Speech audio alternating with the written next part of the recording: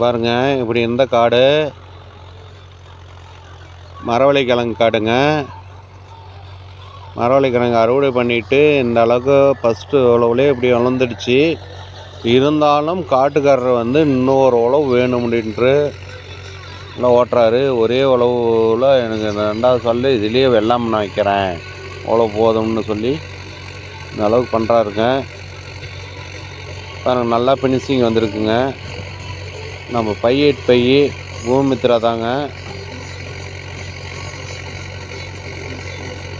இந்த அளவுக்கு நல்லா வருதுங்க. இந்த வீடியோவை பிடிச்சிருந்தா லைக் பண்ணுங்கள், ஷேர் பண்ணுங்கள்.